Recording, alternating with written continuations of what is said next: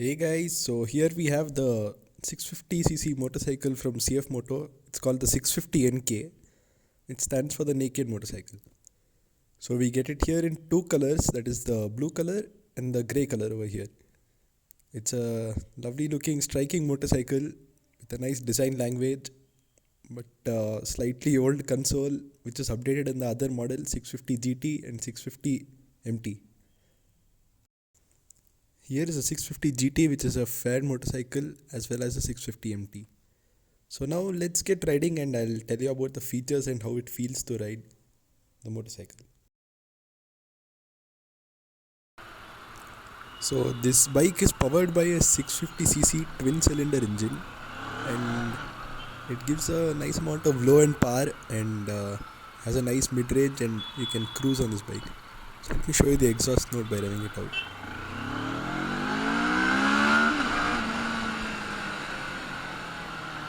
So there you see the power delivery is very linear and it can be useful for riding in the city and it won't intimidate you like Duke 390 per se or even a Z650 which has more horsepower and more torque than this particular motorcycle.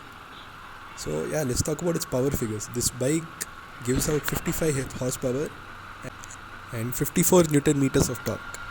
So this is roughly 10 horsepower and 10 Newton meters of torque less than the Kawasaki Z650, which is its main rival, as it is a twin cylinder engine and both are cruiser friendly motorcycles.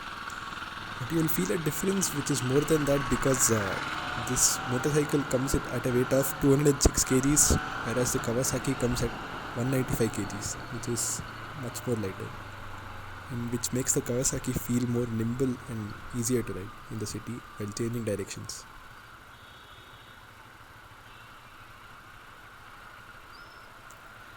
So here, after my first impressions, I can see that the clutch is quite hard, but it is not very uncomfortable. It is very similar to the clutch on we get on a Royal Enfield 650 motorcycle, like the Interceptor or the GT650.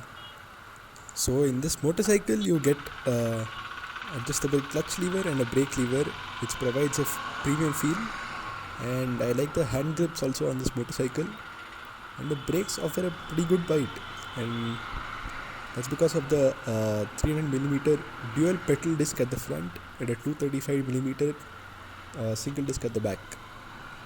So coming to the suspension, we have a unique suspension over here. It's a monoshock but it's offset, which means it's onto one side of the motorcycle. So it's on the exhaust side over here, which is on the right side, and it gives a good look to the motorcycle.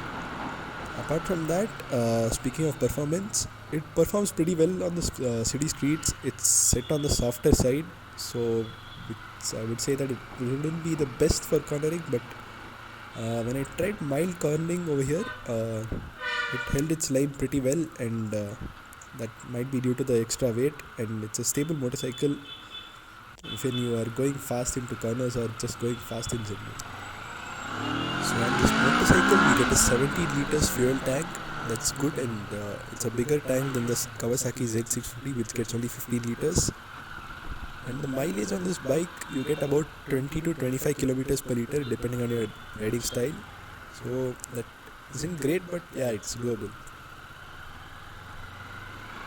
One thing that took me by surprise on this motorcycle is that its heat management was really good. Like even in stop dead traffic, I could not feel the bike overheat a lot, and it heated up less than a Duke 390 BS4 in traffic, so it is a good thing. So on this motorcycle the switchgear quality is really nice, and you even get a hazard switch, so that's a good touch. And the quality and fit and finish on this motorcycle is good. There are no uneven panel gaps on this particular motorcycle. So let's come to the talking point of why should you buy this bike and why is it a good deal. So they have come bang on the pricing, and it's priced at 5.5 lakhs on road in Bangalore. That's really good. Whereas the Kawasaki Z650, you get it at 8.44 lakhs, and that is almost 3 lakhs more than this particular motorcycle. But it offers the TFT display and premium hardware, you get the less weight on that motorcycle and you get better performance. So I would say that if you are a person looking to buy a 650cc motorcycle and you're tight on a tight budget, you would want to look for this motorcycle. It won't disappoint you, but its only problem is its service reach and sales aren't they aren't selling that well, all that well, because they don't market their product enough. Also, if you're someone stepping up from a Duke 390, you would not like the power of this motorcycle as it's very linear and doesn't give you the rush. So if you're someone stepping up from a 250cc motorcycle, I'd suggest you'd like this one. So my verdict is I would go for the Z650 if I had more money. So because it's already a well-established brand and has a very good service reach and offers better performance and is more premium. But it's just a good motorcycle and it didn't disappoint me. And I think you would like to have a look at this one before buying it.